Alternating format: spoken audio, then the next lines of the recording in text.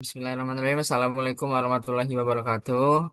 Selamat malam semuanya teman-teman. Semoga malam ini kita masih dalam keadaan sehat selalu. Dan tentunya kita akan membahas mengenai perencanaan pajak dan strategi pemasaran dalam manajemen pajak. Yang dimana dosen pengampu mata kuliah kita kali ini itu diampu oleh Dr. Ratna Septianti, SE MSI AKT yang terhormat. Nah, jadi sebelum kita masuk pembahasan, mungkin saya selaku moderator Rian Satria Prayoga yang di sini nantinya yang akan memandu presentasi kali ini hingga penutup. Nah, untuk pembahasan selanjutnya mungkin langsung aja untuk mempersingkat waktu akan disampaikan oleh teman-teman kami dan untuk rekan-rekan sekalian dipersilakan. Oke, jadi perencanaan pajak itu dalam ranah bisnis, pajak menjadi salah satu beban paling signifikan yang dapat mengarah pada dampak terhadap laba bersih. Untuk itu, perencanaan pajak menjadi alat yang krusial bagi individu maupun perusahaan dalam meraih efisiensi finansial. Eh, Menurut Mardiasmo tahun 2019, karyanya yang berjudul Manajemen Perpajakan bahwa perencanaan pajak merupakan langkah awal dalam pengelolaan pajak yang ditujukan untuk memperkecil beban pajak. Melalui pilihan perlakuan pajak yang paling menguntungkan sekaligus tetap mengikuti peraturan pajak. Dengan kata lain, tujuan perencanaan pajak bukan untuk menghindari kewajiban pajak secara ilegal, melainkan untuk mengurangi pajak secara sah. Menurut Suwandi, perencanaan pajak didefinisikan sebagai proses pengorganisasi usaha wajib pajak atau sekelompok wajib pajak sedemikian rupa sehingga utang pajak, baik PPh maupun beban pajak yang lainnya, berada pada posisi yang seminimal mungkin. Perencanaan pajak atau tax planning adalah langkah awal dalam manajemen pajak yang bertujuan untuk mengatur kewajiban perpajakan agar beban pajak yang ditanggung perusahaan dapat dimaksimalkan tanpa melanggar peraturan yang berlaku. Tujuan perencanaan pajak itu menurut Mardiasmo 2019 tadi kan untuk memaksimalkan efisiensi beban pajak dengan memanfaatkan ketentuan perpajakan. Menurut artikel online pajak tahun 2024 menjamin kepatuhan terhadap peraturan perpajakan, menghindari sanksi, serta mendukung kelangsungan dan stabilitas arus kas bisnis.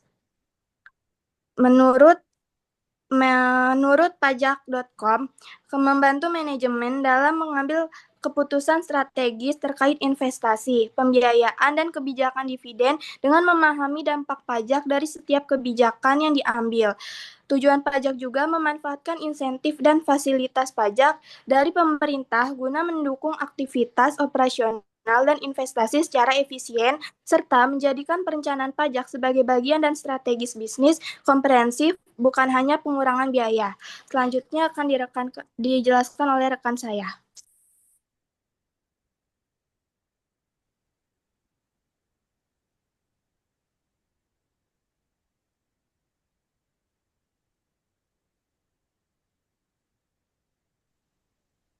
Oke, bisa di Selanjutnya next.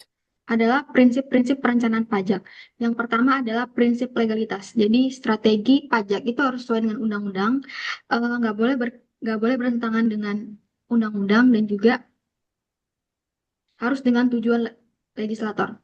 Yang kedua adalah prinsip efisiensi pajak, di mana eh, WP itu berusaha mengurangi beban pajak mereka dengan cara yang sah, seperti mengurangi beban pajak insentif, metode penyusutan, hingga timing pendapatan. Selanjutnya adalah prinsip transparansi dan dokumentasi.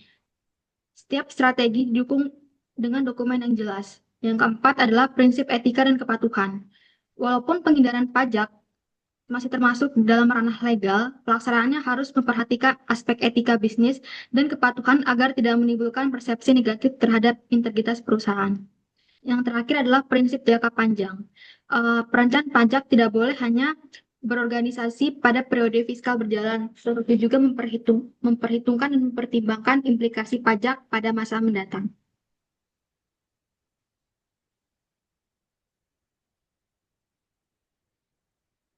Selanjutnya adalah perbedaan tax planning, tax avoidance, dan tax efficient. Kalau tax planning itu pengertiannya adalah perencanaan pajak yang dilakukan secara legal untuk meminimalkan beban pajak. Legalitas dan etikanya itu legal dan dianjurkan. Contohnya itu memanfaatkan insentif pajak, memilih metode penyusutan, dan juga mengatur waktu pengakuan pendapatan. Sedangkan tax avoidance itu pengertiannya adalah pengurangan pajak dengan memanfaatkan celah hukum. Dia tuh sebenarnya legal tapi etis untuk dipertanyakan. Kenapa? Karena struktur transaksi atau mendirikan perusahaan contohnya itu struktur transaksi atau mendirikan perusahaan di negara dengan pajak lebih. Kayak misalnya ada perusahaan induk, ntar dia bisa mendirikan anak perusahaan untuk mengurangi beban pajaknya. Selanjutnya adalah tax evasion, yaitu penggelapan pajak. Legalitas dan etikanya ilegal. Contohnya itu adalah menyembunyikan penghasilan, membuat dokumen palsu, dan tidak melaporkan transaksi. Jadi kalau tax planning itu sah dan aman secara hukum, tax avoidance itu sah, tetapi etikanya dipertanyakan. Tapi kalau tax evasion itu dia ilegal dan resiko sanksinya berat. Selanjutnya,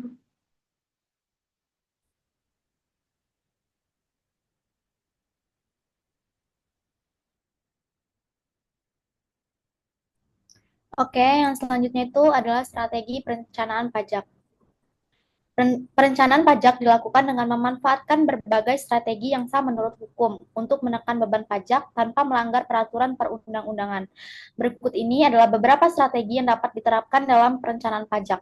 Yang pertama, pemilihan bentuk badan usaha yang tepat. Bentuk usaha yang diakui di Indonesia meliputi perseroan terbatas atau PT, koperasi, yayasan, persekutuan, atau CV dan firma, serta usaha perseorangan. Dalam memilih bentuk usaha, perlu mempertimbangkan beberapa faktor seperti perbandingan tarif pajak antara orang pribadi dan badan, potensi pajak berganda atas laba dan dividen, kemungkinan penundaan pengenaan pajak, fasilitas kompensasi kerugian, serta perlakuan khusus terhadap laba ditahan atau holding company. Next.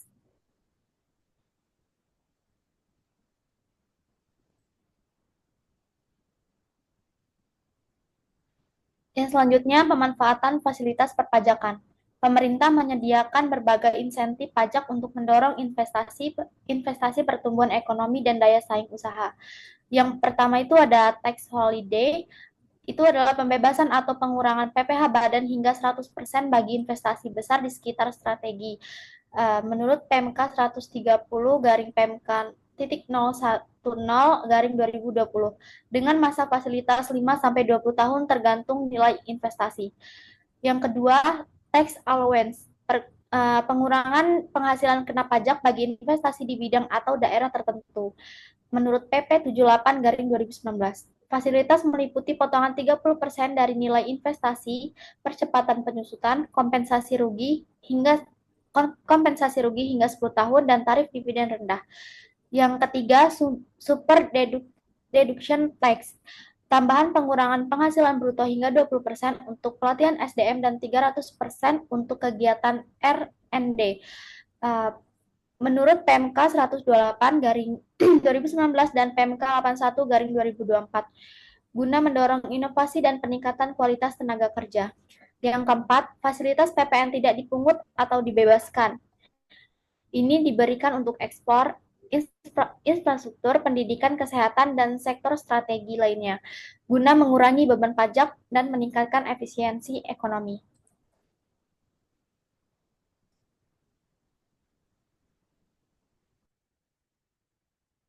Strategi perencanaan pajak yang berikutnya yaitu strategi pengaturan transaksi antar pihak berelasi.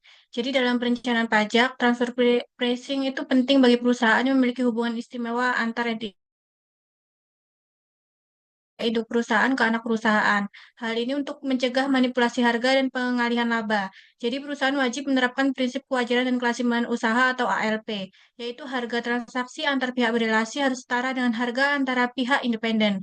Jadi berdasarkan PMK nomor 172 garing PMK 03 garing 2023 itu perusahaan dengan transaksi berelasi signifikan wajib menyusun dokumen penentuan harga transfer yang terdiri dari master file, local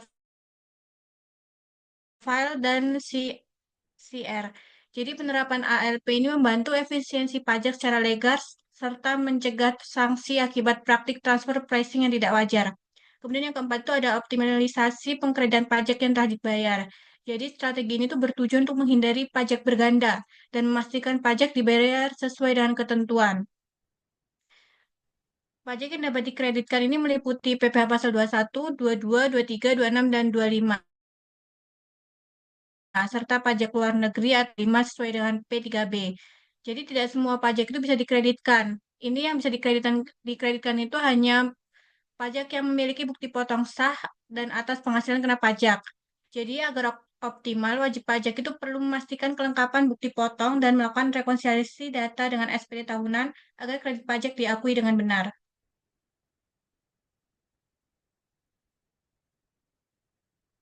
Kemudian strategi yang berikutnya itu optimalisasi penyusutan dan amortisasi aset. Jadi, bagi perusahaan besar dengan aset tetap besar itu pemilihan metode penyusutan sangat penting untuk efisiensi pajak. Jadi, berdasarkan peraturan perpajakan itu ada dua metode yang diakui, yaitu metode garis lurus dan saldo menurun. Jadi, metode garis lurus ini memberikan besar di awal masa manfaat. Jadi, jika lebih menguntungkan karena menurunkan laba kena pajak. Dan aset tetap yang dapat disusutkan dibagi ini menjadi beberapa kelompok berdasarkan masa manfaatnya. Jadi di sini ada 4 kelompok dan 2 untuk bangunan. Jadi di sini kelompok 1 itu masa manfaatnya 4 tahun, untuk metode garis lurus tarifnya itu 25%, dan metode saldo menurunnya itu tarifnya 50%. Jadi untuk saldo menurun ini tarifnya 2 kali lipatnya. Dan untuk bangunan permanen itu dengan masa manfaat 20 tahun harus tidak bisa menggunakan metode saldo menurun ganda. Saldo menurun. Jadi tarifnya itu 5%. Kemudian untuk bangunan tidak permanen itu masa manfaatnya 10 tahun dengan tarif 10%. Selanjutnya akan dijelaskan oleh rekan saya.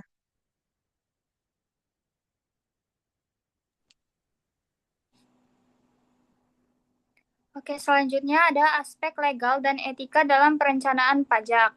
Yang pertama, kepatuhan terhadap peraturan pajak, di mana aspek legal dalam perencanaan pajak berkaitan dengan kepatuhan terhadap peraturan perpajakan yang berlaku. Setiap strategi perencanaan pajak harus didasarkan pada ketentuan hukum yang sah sebagaimana diatur dalam Undang-Undang Ketentuan Umum dan Tata Cara Perpajakan atau UU KUP, Undang-Undang Pajak Penghasilan atau PPh, dan peraturan perpajakan lainnya. Yang kedua, batas antara perencanaan pajak sah dengan penggelapan pajak, yang dimana batasnya ada pada niat dan cara penerapannya, di mana tax avoidance masih mematuhi aturan dan dilakukan secara terbuka. Sedangkan tax evasion sudah melanggar hukum karena ada unsur menyembunyikan atau memalsukan data pajak. Selanjutnya,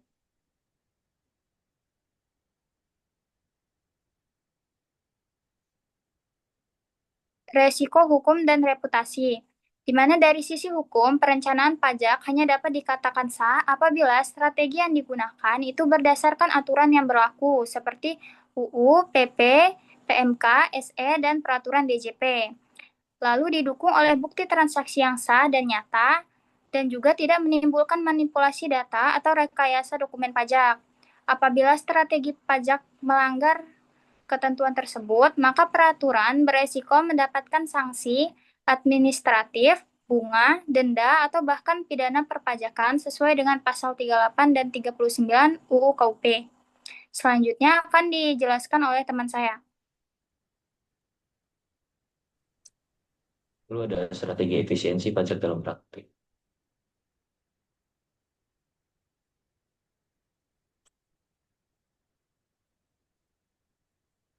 Dalam strategi ini ada optimalisasi biaya yang dapat digunakan. Dalam pengoptimalan biaya dalam efisiensi pajak, perusahaan itu perlu mengidentifikasi dan mencatat seluruh pengeluaran yang dapat dikurangkan, seperti biaya operasional, kejutan, amortisasi, serta iuran pensiun.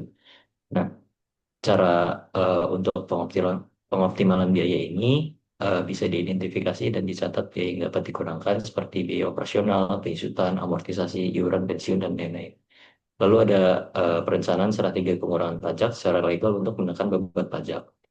Kita dapat melakukan pencatatan transaksi secara akurat untuk mempermudah pelaporan.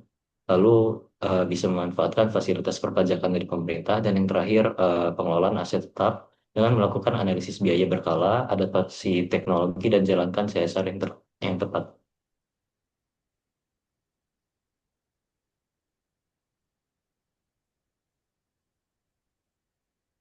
Kemudian ada pemanfaatan tax treaty dalam transaksi internasional. Seperti yang dijelaskan di awal tadi, tax treaty merupakan sebuah kebijakan antara dua negara yang mengatur tentang pembagian alokasi pajak yang timbul akibat transaksi yang terjadi pada dua negara tersebut. Nah, karena hal itu, para pelaku usaha tidak terkena pajak di dua negara atau double tax.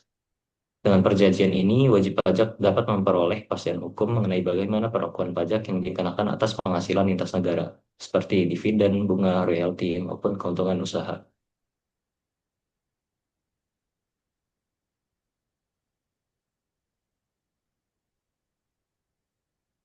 Lalu ada pengelolaan PPN, yang dalam strategi ini merupakan strategi efisiensi pajak yang melibatkan berbagai upaya legal untuk meminimalkan beban PPN, meningkatkan arus kas, dan memastikan kepatuhan wajib pajak terhadap peraturan perpajakan yang berlaku. Hal ini juga merupakan bagian dari manajemen pajak yang lebih luas, yang bertujuan untuk memaksimalkan keuntungan perusahaan secara keseluruhan. Dan perencanaan PPN dibutuhkan guna meminimalisir adanya kredit pajak. Perencanaan ini juga digunakan untuk mempermudah manajemen arus kas perusahaan.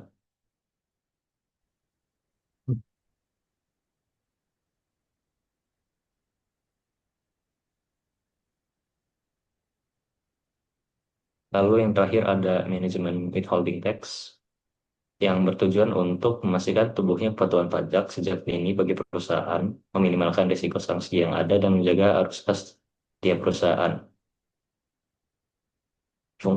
Fungsi lainnya dari manajemen withholding tax itu yang pertama, sebagai alat memungut pajak di muka, yang dimana pajak dipotong langsung dari sumber penghasilan, kemudian menjamin patuhan pajak dengan memastikan pajak sudah dibayar sebelum wajib pajak menerima penghasilan tersebut. Lalu meningkatkan penerimaan negara karena pembayaran pajak dilakukan secara rutin dan tepat waktu, mengurangi resiko penghindaran pajak, dan yang terakhir memudahkan administrasi.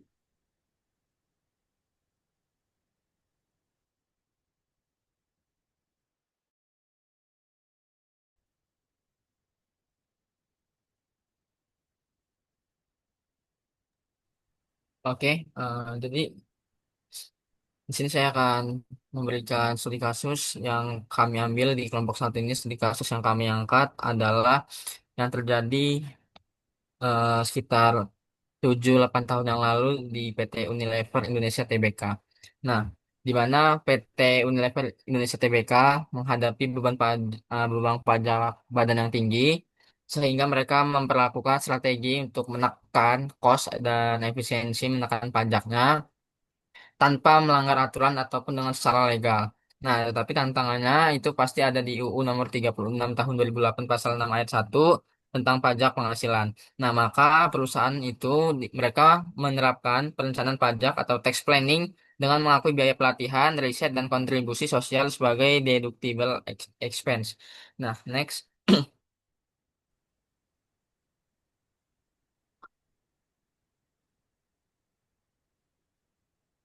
Nah, dalam studi kasus ini, berdasarkan saat penyelidikan menunjukkan bahwa setelah dikoreksi fiskal berupa pengakuan biaya pelatihan dan riset, mereka dikatakan bahwa biaya pelatihan tersebut sebagai pengurang pajak yang sah.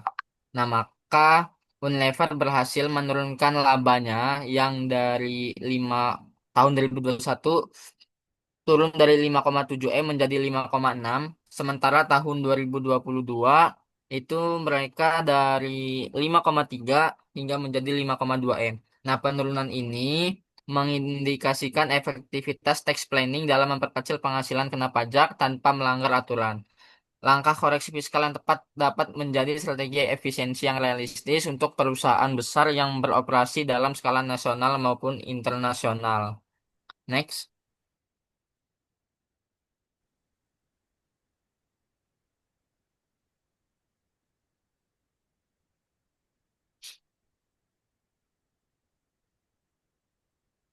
Nah, dalam tabel ini yang sudah saya paparkan dari tabel di atas, dilihat bahwa tax planning itu benar-benar mampu. Yang kita lihat datanya tahun 2021 sebelum tax planning dan setelah tax planning itu ada efisiensi di tahun 2021 sebesar 89,5 juta dan di tahun 2022 itu sebesar 142 juta 700 ribu. Nah, penghematan pajak ini dicapai melalui pengakuan biaya pelatihan, penelitian sebagai beban yang sah sesuai dengan prinsip 3M. Nah, 3M itu apa? Jadi 3M itu adalah menagih, mendapatkan, dan memelihara penghasilan. Jadi dengan begitu perusahaan tetap menjaga kepatuhan pajak sekaligus memperoleh keuntungan fiskal. Nah, namun di efektivitas dalam studi case ini yang telah kami ambil tidak lepas dari potensi risiko. Nah, kesalahan dalam klasifikasi beban atau ketidaksesuaian dokumentasi dapat menimbulkan koreksi fiskal oleh DJP. Nah, misalnya kalau kita ambil case itu contohnya biaya pelatihan tidak memenuhi syarat, tidak memenuhi ketentuan pasal 6 ayat 1, maka DJP dapat menghapus biaya tersebut dari daftar deductible expense sehingga meningkatkan laba kena pajak dan berpotensi menimbulkan sanksi administrasi. Oleh sebab itu, perusahaan itu perlu ada pengawasan kayak internal dan pelaporan yang transparan menjadi kunci supaya perencanaan pajak tidak berubah menjadi kesalahan perencanaan atau tax mix planning. Dah, next.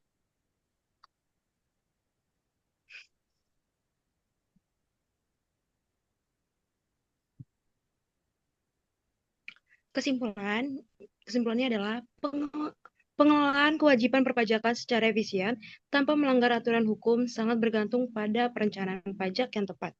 Strategi yang efektif dalam perencanaan pajak meliputi pemilihan jenis badan usaha yang saling menguntungkan, pengaturan metode depresiasi aset secara optimal, pengelolaan struktur pendanaan yang efisien, serta pengaturan pembayaran pajak dan dividen dengan baik. Perencanaan pajak harus selalu mematuhi prinsip legalistis dan etika dengan membedakan antara perencanaan pajak yang legal, penghindaran pajak yang berlebihan, dan penggelapan pajak yang melanggar hukum.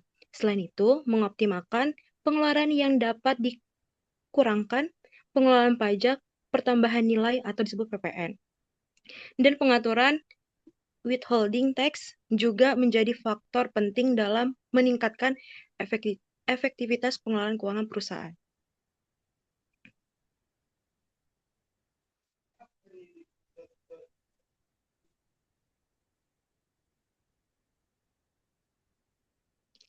Terakhir, saran yaitu mengembangkan sistem pencatatan dan pelaporan pajak yang akurat dan transparan,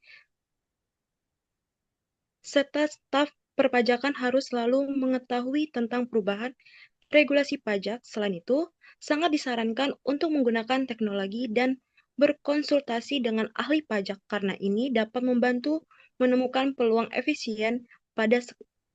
efisiensi pajak sekaligus menghindari kesalahan pajak yang dapat merugikan bisnis.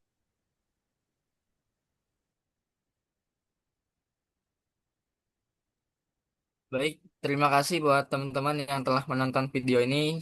Semoga apa yang kami sampaikan bisa memberikan ilmu yang bermanfaat kepada teman-teman yang menonton. Dan tolong di-share, komen, like, and subscribe. Sekian dari kami, kelompok 1. Wassalamualaikum warahmatullahi wabarakatuh. Waalaikumsalam.